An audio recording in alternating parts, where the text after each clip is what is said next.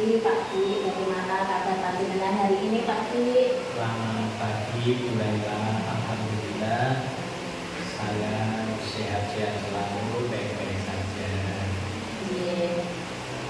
Begini Pak Ki, saya ingin berbincang-bincang sebentar sama panjenengan tentang pengambilan keputusan yang berkaitan tentang dilema etika atau pendidikan moral. Dan yang ingin saya tanyakan Pak Ki di sini, selama ini bagaimana panjenengan dapat mengidentifikasi kasus-kasus yang merupakan dilema etika atau rujukan moral Bapak? Begini Bu Laila, dari pengalaman saya bekerja, saya telah mengetahui bahwa dilema etika adalah hal berat yang harus dihadapi dari waktu ke waktu. Ketika saya menghadapi situasi dilema etika, akan ada nilai-nilai kebajikan yang mendasar, yang bertentangan seperti cinta dan kasih sayang. Saya akan mengutamakan kepentingan sekolah dan murid dalam mengambil keputusan tersebut. Lalu selama ini bagaimana panjenengan menjalankan pengambilan keputusan di sekolah panjenengan Bapak? Terutama untuk kasus-kasus di mana ada dua kepentingan yang sama-sama benar atau sama-sama mengandung nilai kebajikan. Begini Bu Laila, selama ini saya mempertimbangkan paradigma dalam etika dalam pengambilan keputusan, yaitu satu, individu lawan masyarakat. Dalam paradigma kedua, rasa keadilan lawan rasa kasihan. Empat, kebenaran lawan kesetiaan. Yang keempat, jangka pendek lawan jangka panjang. Dari keempat paradigma tadi, saya akan menyesuaikan dengan keadaan sebelum mengambil keputusan. Langkah-langkah atau prosedur seperti apa Pak yang bisa panjenengan lakukan untuk mengambil keputusan selama ini? Ada 9 langkah Bu Laila, dan juga ada beberapa pengujian dalam pengambilan keputusan. Dari langkah dan pengujian tersebut, saya akan melaksanakan sesuai dengan urutannya sehingga saya mendapatkan hasil pengambilan keputusan yang tepat dan berimbang demi kepentingan bersama dan mengutamakan kepentingan sekolah. Ketika tentunya bersifat relatif dan tergantung pada kondisi dan situasi dan tidak. Terus selanjutnya Pak Ki, hal-hal apa saja yang selama ini merupakan tantangan dalam pengambilan keputusan pada kasus-kasus dilema etika? Begini Bu Laila, tantangan-tantangan di lingkungan saya untuk dapat menjalankan pengambilan keputusan terhadap kasus-kasus dilema etika diantaranya adalah mengubah mindset dari warga sekolah untuk dapat melaksanakan keputusan yang dibuat. Dan selanjutnya Pak Ki, apakah panjenengan memiliki sebuah tata cara atau jadwal tertentu dalam sebuah penyelesaian kasus dilema etika? Dan apakah panjenengan langsung menyelesaikan di tempat atau memiliki sebuah jadwal untuk menyelesaikan dalam bentuk atau prosedur seperti apa yang panjenengan jelaskan? Saya tidak memiliki jadwal khusus dalam pengambilan keputusan. Saya akan memprioritaskan pengambilan keputusan pada permasalahan yang urgen terlebih dahulu, serta menyangkut kepentingan banyak orang atau kepentingan sekolah serta kepentingan peserta didik. Terus adakah seseorang atau faktor apa yang selama ini mempermudah atau membantu panjenengan dalam pengambilan keputusan dalam kasus-kasus dilema etika ini Pak Ki? Begini Bu Laila, untuk mempermudah saya dalam pengambilan keputusan, kita perlu pertimbangan dan pendapat orang lain, baik dari internal sekolah, wali murid, komite, atau bahkan dari atasan kita. Hal ini supaya apa yang sudah kita tetapkan sebagai keputusan tidak merugikan salah satu pihak dan mengutamakan kepentingan yang lebih besar. dari semua hal yang telah disampaikan panjenengan tadi, pembelajaran apa yang panjenengan petik dari pengalaman panjenengan dalam pengambilan keputusan dilema etika ini? Dari pengalaman kita bekerja pada institusi pendidikan, kita sering dihadapkan pada rujukan moral dan dilema etika Bu Laila. Pada kondisi rujukan moral, kita pasti dapat berpegang pada aturan yang normal yang berlaku. Karena dalam rujukan moral, pilihan yang ada adalah salah dan benar. Terima kasih Pak Ki, saya ucapkan terima kasih atas waktunya. Panjenengan sudah bersedia menyempatkan waktu untuk berdiskusi atau sharing tentang kasus dilema etika di sekolah kita ini, yaitu SD Negeri Dempet 2. Terima kasih Pak Ki, sukses selalu di persiapan.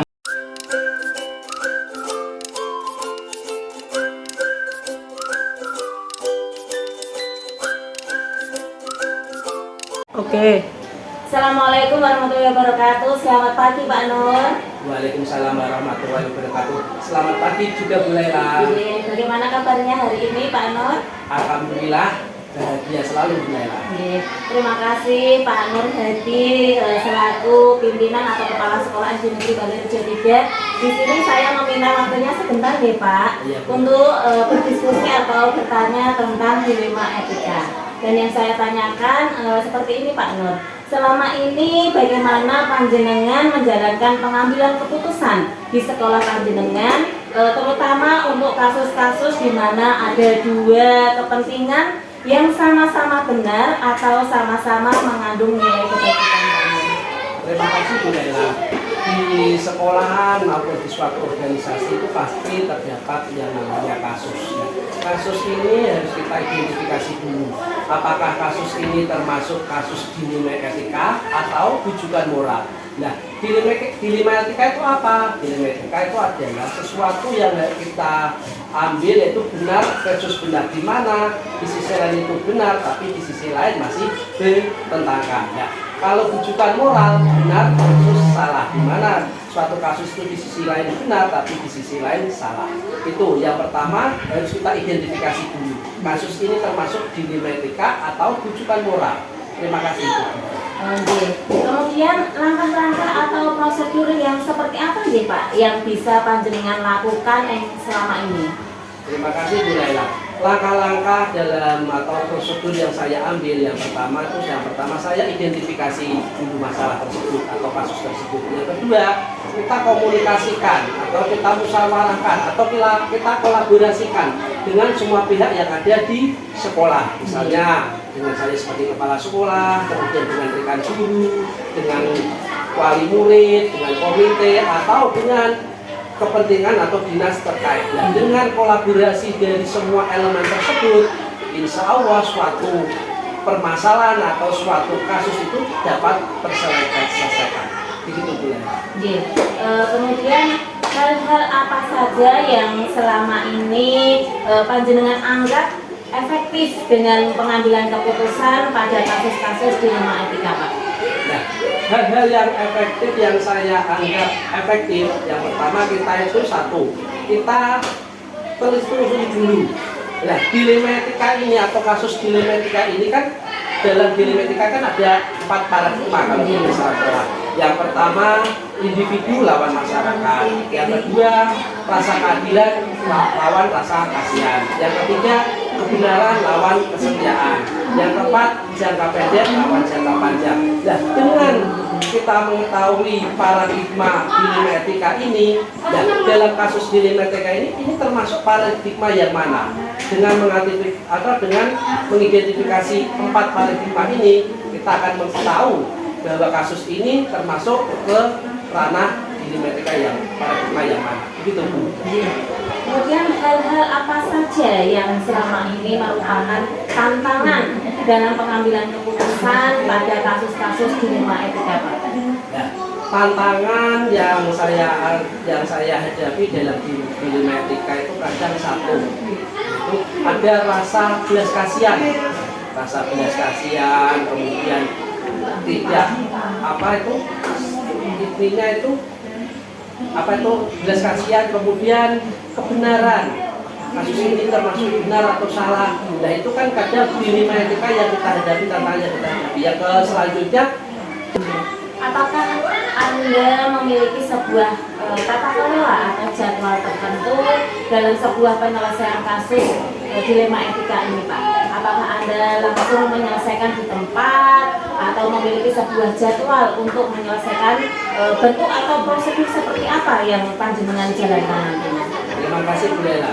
Untuk menyelesaikan suatu kasus, kita lihat skala prioritas dulu.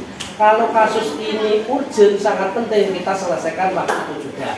Kalau kasus ini kok tidak begitu penting, harus diselesaikan itu, kita buat jadwal berikutnya. Nah, kalau kasus ini urgent, harus kita selesaikan hari itu juga, kita buat skala prioritas. Nah, dengan skala prioritas antara kedua pihak, belah pihak, insya Allah kasus ini akan dapat kita selesaikan. Nah, dalam menyelesaikan sebuah kasus, kita tidak bisa menyelesaikan secara sendiri. Seperti yang saya terangkan di awal, kita harus saling berkolaborasi, harus saling berkomunikasi, harus saling bermusyawarah. Dengan siapa? Dengan semua pihak yang ada di sekolah tersebut. Dengan guru-guru kita, dengan wali murid, kemudian dengan komite sekolah, atau dengan dinas terkait, ya, dengan kolaborasi dengan semua belah pihak atau semua elemen yang ada yang saya sebutkan tersebut, insya Allah sebuah kasus pasti akan terselesaikan dengan baik. Adakah seseorang atau faktor apa yang selama ini mempermudah atau membantu panjenengan dalam pengambilan keputusan di kasus-kasus dilema etika, Pak? Nah, faktor-faktor atau pihak-pihak yang membantu dalam saya menyelesaikan dilema etika, yang pertama itu banyak sekali, yaitu dengan rekan-rekan sejawat guru, kemudian dengan wali murid, dengan komite, dan dinas-dinas terkait. Dengan semua dinas terkait, dengan semua pihak yang ada yang saya sebutkan tadi, ya kita saling kolaborasi, saling komunikasi, ya suatu kasus ini artinya bisa memuaskan semua pihak. Ya. Dalam pengambilan suatu kasus itu kan ada prinsip yang namanya dilema etika. Yang pertama, berpikir berbasis hasil akhir. Yang kedua, berpikir berbasis peraturan. Yang ketiga, berpikir berbasis rasa peduli. Dalam ketiga ini, mana yang kita pilih dulu, yang kita prioritaskan dulu. Ya. Dengan berpikir, seumpama kita ambil berpikir berbasis peraturan. Nah, berarti penyelesaian ini harus sesuai dengan peraturan yang ada. Jadi kita sebagai ASN, kita menyelesaikan harus dengan peraturan-peraturan yang sudah ada. Misalnya contoh, ada guru yang tidak bisa berangkat secara moral, kita izinkan. Tetapi secara kedinasan, guru tersebut harus izin. Nah itulah intinya berbasis peraturan. Nah, demikian Bu yang bisa saya sampaikan. Dari semua hal yang sudah panjenengan sampaikan tadi, Pak Nur, pembelajaran apa yang dapat panjenengan petik dari pengalaman panjenengan dalam mengambil keputusan dilema etika ini? Terima kasih Bu Lela. Pembelajaran yang saya petik dalam kasus dilema etika itu banyak sekali. Saya mengetahui, dilema etika itu kasusnya seperti ini. Harus ada aturan-aturan yang harus kita taati, ada tahap-tahapan yang harus kita peraturan, harus kita baca, harus kita cermati. Kemudian yang kedua itu dalam menyelesaikan sebuah kasus, kita tidak bisa menyelesaikan kasus secara sendiri. Harus kita saling bermusyawarah, harus saling komunikasi, harus saling kolaborasi dengan siapa? Dengan semua pihak yang ada di lingkungan sekolah tersebut. Yang ketiga, yang paling penting, dalam pengambilan sebuah keputusan dilema etika, yang pertama itu harus dapat dipertanggungjawabkan. Yang kedua, harus itu mengandung nilai-nilai kebajikan moral. Yang terakhir, harus ada 9 langkah pengambilan dan pengujian. Nah, 9 langkah itu ada tahap-tahapannya. Yang pertama, mengenali nilai-nilai yang saling bertentangan dulu, kemudian menentukan siapa saja yang terlibat, kemudian mengumpulkan fakta-fakta, dan banyak masih lagi. lainnya. Dan dengan langkah-langkah tersebut, insya Allah suatu kasus dilema etika itu dapat diterima semua pihak. Demikian Bu Laila. Iya. Terima kasih, luar biasa sekali Pak Nur. Semoga nanti bisa saya bermanfaat untuk saya nanti Pak Nur dalam pengambilan keputusan, terutama nanti saya jalankan di sekolah saya ya Pak. Terima kasih atas waktunya, atas ilmunya. Sukses untuk kita semua. Sama-sama Bu Laila.